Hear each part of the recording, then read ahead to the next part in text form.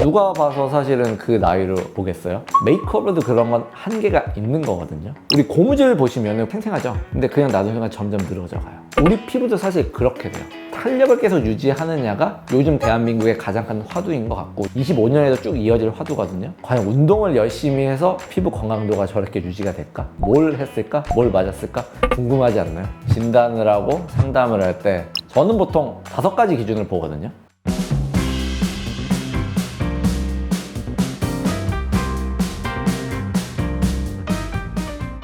안녕하세요, 김태형입니다. 안녕하세요 원장님. 제가 최근에 유퀴즈를 보면서 고현정 배우님 점점 더 이뻐지시고 어려 보이시는 것 같아서 또 원장님이 주변에 인플루언서나 배우분들 또 많이 시술을 하신 걸로 저는 알고 있어서 이 주제를 한번 가져와 봤습니다. 고현정님은 워낙 원판 불변의 법칙이 있어가지고 타고난 게 워낙 좋으신데 보면서 그런 생각을 했어요. 내가 다른 환자들 판단할 때 어떤 기준으로 생각을 하는데 고현정님도 이런 기준에서 어떤 상태인가 진단을 하고 상담을 할 때 어떤 기준을 가져가는지 말씀을 드리도록 할 거고요. 저는 보통 5가지 기준을 보거든요. 첫 번째 기준은 피부에서 색소를 봐요. 고현정님 같은 경우는 물론 메이크업이 살짝은 되어 있었지만 색소가 거의 안 보이죠. 기미도 잘 안 보이고 점도 잘 안 보이고 잡티도 안 보이는 정말 깨끗한 피부.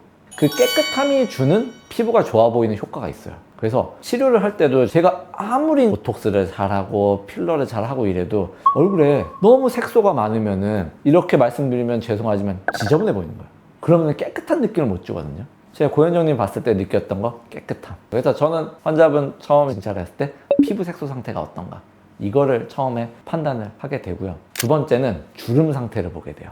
사실 누구나 다 주름 있잖아요. 미간에도 주름 있고 눈가에도 주름 있고. 근데 주름이 없지는 않으셨어요. 눈에 띄지 않을 정도? 무표정일 때는 이 주름이 나한테 크게 거부감을 느끼지 않을 정도 상태인 거예요. 우리 얼굴에는 여러 가지 주름들이 있어요. 거기서 내가 더 신경 쓰이는 부위도 있고 아닌 부위도 있고 이 주름들을 또 케어하는 게 환자분을 진찰할 때 제가 또 눈여겨보는 두 번째 포인트예요. 세 번째 포인트는 처진 부분을 봐요. 우리가 얘기하는 리프팅이랑 관련된 부분이죠. 사실 거기서는 제일 핵심되는 부위는 여기예요. 영상 보시는 분들도 고현정님 이번 프로그램 촬영하신 거 찾아보시면은 우리 흔히 불독살, 턱라인이라고 하죠. 그 부위에서 처짐이 안 느껴져요.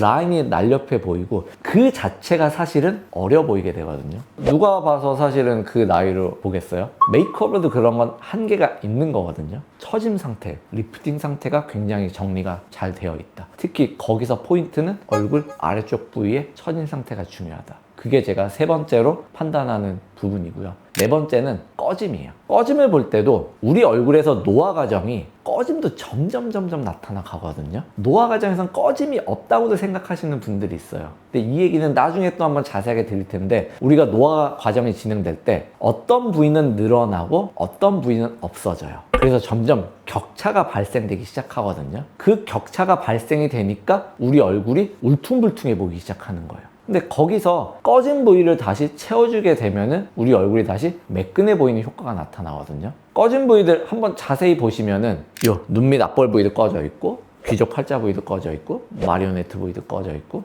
관자 부위도 꺼져 있고 뒷볼도 꺼져 있고 옆볼도 꺼져 있어요. 우리 얼굴도 이렇게 꺼져 가거든요.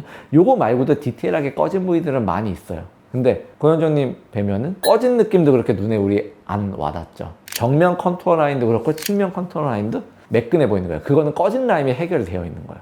사실 내가 안티에이징에서 제일 중요시하게 보는 부위고 어찌 보면은 제일 쉽게 해결할 수 있는 부위이기도 하거든요. 꺼짐들. 요게 이제 제가 크게 보는 4가지였었고 마지막 요즘 이제 한국 시대에서 굉장히 중요한 부분이 피부 퀄리티예요.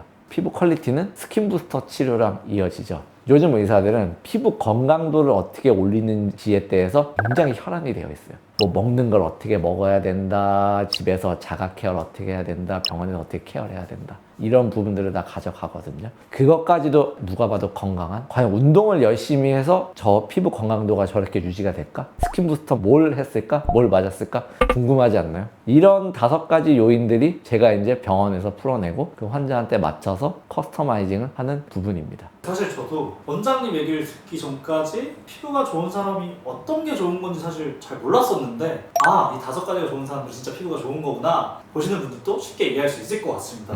그럼 원장님 사실 여배우분들 이 5가지를 어떻게 관리하고 있는지 또 궁금해하실 것 같아요. 그쵸. 일단은 정말 열심히 관리를 하세요. 이 5가지를 제가 볼 때는 하나도 빠짐없이들 하세요. 각각 나눠서 생각을 하면은 색소 치료할 때는 레이저도 필요하고 피부 케어도 필요하고 때로는 필링 치료도 필요하죠. 이것들을 적당한 간격을 두시면서 꾸준하게 하세요.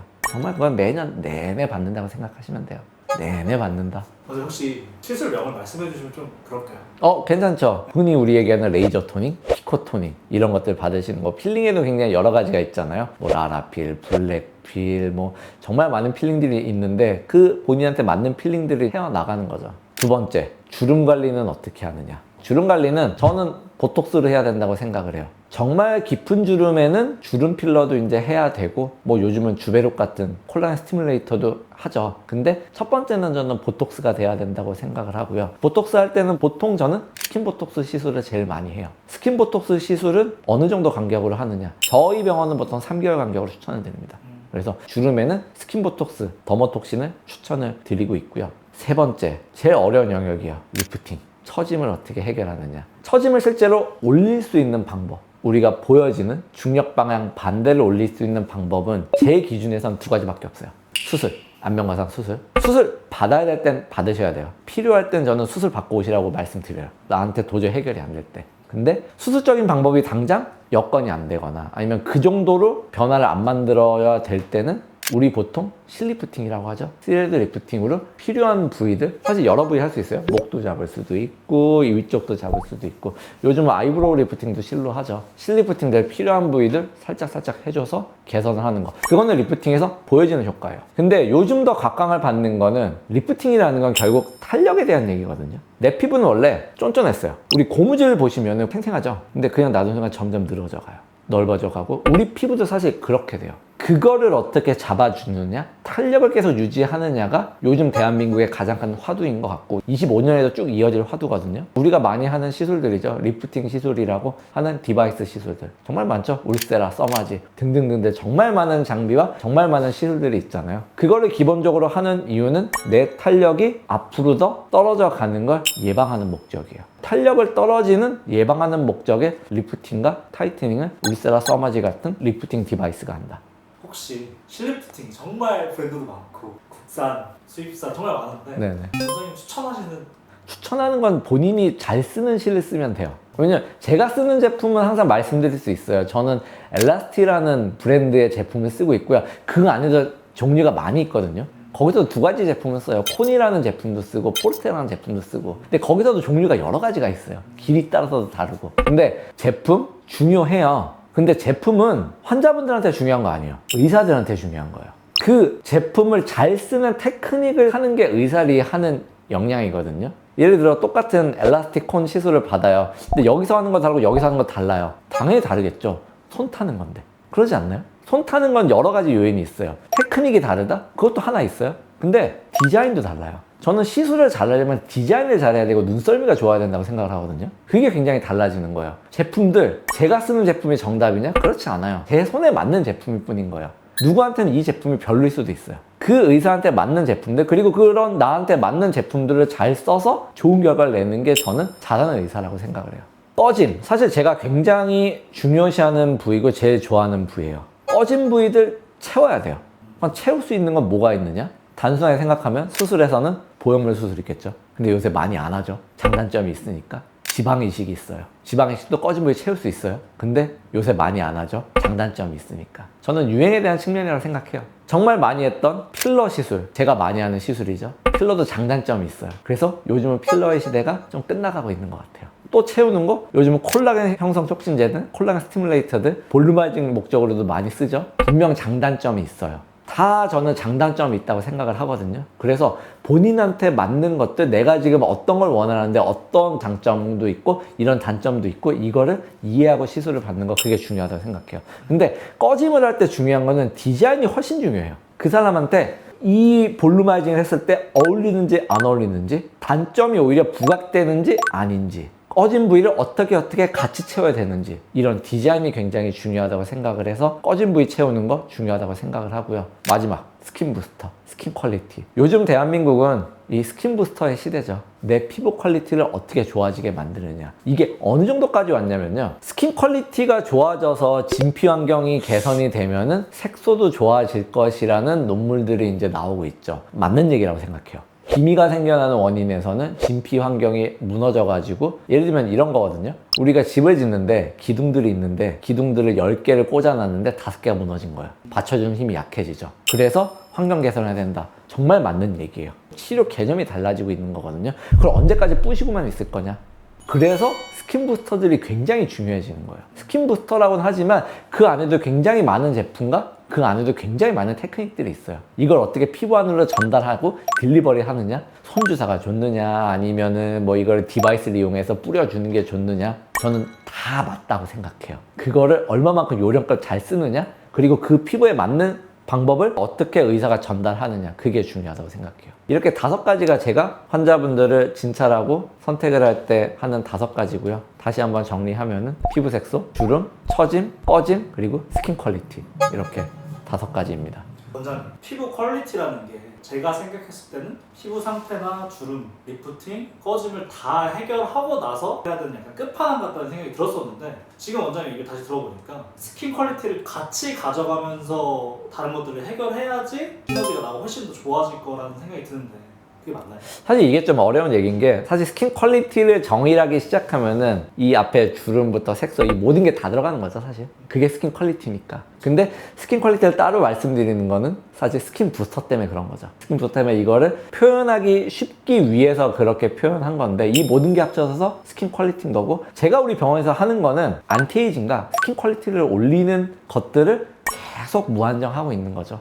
이 모든 시술들은 이 2가지를 해결하려고 하는 거고, 이게 저는 다 겹쳐 있다고 생각을 하거든요. 근데 치료 개념이 바뀌는 거는 앞에 것들을 먼저 해결하고 마지막에 스킨 부스터를 해야 되느냐, 아니면은 스킨 부스터를 먼저 하고 이걸 해야 되느냐. 저는 확실하게 말씀드릴 수 있는 게, 이거 동시에 진행해야 돼요. 그래야 시너지 효과가 나타나요. 이걸 먼저 하고 이걸 먼저 하는 것보다 동시에 올리는 게 더 빠른 길이에요. 그러니까 요즘 병원들도 그거에 대해서 패키지 상품을 해냈고, 이건 다 논리적인 게 저는 있다고 보거든요. 물론 상업적인 것도 있겠죠. 같이 병합시술, 컨비네이션 트리트먼트를 하는 거 저는 중요하다고 생각합니다. 사실 제가 듣기로는 여배우분들 같은 경우는 1년은 딱 플래닝을 잡고 정말 디테일하게 시너지가 나는 플래닝을 잡고 모든 시술이 들어간다고 들었는데, 그럼 원장님이 지금 말씀해주신 5가지 어떤 상태와 시술들을 1년이라는 기준 안에서 어떻게 하면 더 효과적으로 배치할 수 있을까요? 일단 피부 치료도 뭐 레이저 토닝이나 아니면 요것도 사실 레이저 강도나 아니면 방법에 따라서 다를 수가 있는데요. 보통 1주 하면 2주 간격으로 해야 돼요. 필링 치료도 2주에서 4주 정도 간격으로 이제 해야 되고요. 주름 치료, 제가 하는 스킨 보톡스는 3개월 정도 간격으로 해야 돼요. 그 다음에 리프팅 시술, 장비마다 사실은 샷수마다 좀 달라질 수가 있는데, 저는 써마지는 1년에 한 번, 울세라는 6개월에 한 번 이렇게 기본적으로 추천을 드리고 있어요. 그리고 보여지는 효과를 만들기 위해서 실리프팅 같은 경우는 1년에 한 번 아니면 2년에 한 번 정도 추천을 드리고 있고요. 여기서 이제 중간에 끼어 들어가야 되는 게 스킨 부스터예요. 스킨 부스터는 사실 이 모든 요소에 다 끼어 들어갈 수가 있거든요. 스킨 부스터도 종류가 많잖아요. 걔네들을 적재적소에 잘 배치해야겠다. 이게 보통 기본으로 짜는 플랜인 것 같습니다. 일단 저희 병원에서 쓰는 것들을 말씀을 드릴게요. 리쥬란 사용 중이고요. 리쥬란도 2가지 제품 쓰고 있어요. 리쥬란 HB 플러스랑 리쥬란 I. 그리고 주베루 볼륨 말고 주베루. 그리고 우리가 그냥 논 크로스 링킹 HA, 저희 병원에서는 꿀광주사라고 하는 물광주사 시술이 하나가 있고요. 또 하나는 크로스 링킹 HA 필러를 이용한 스킨바이브. 그리고 아마 곧 또 런칭돼서 추가될 시술들이 또 기다리고 있는 것 같습니다. 요즘은 사실 정말 많은 분들이 저보다도 더 관심들을 많이 갖는 것 같아요. 저는 다들 잘하고 있다라고 말씀을 드리고 싶고요. 다들 잘하고 있는데 조금 더 부지런해지면 생각보다 많이 좋아질 수 있다. 조금 더 부지런한 건 다른 거 아니라고 생각해요. 한 번 해야 될 때 2번 하면 되는 것 같아요. 사실 2배의 노력이죠. 모든 건 저는 시간과의 싸움이 있다고 생각하거든요. 그래서 시간을 그만큼 투자하자. 우리 운동할 때 시간 투자해야 되잖아요. 그쵸? 내 투자하는 만큼 운동의 결과가 나올 거예요. 피부도 마찬가지인 것 같습니다. 오늘도 좋은 내용 되었으면 좋겠고요. 이상 김태형이었습니다. 감사합니다.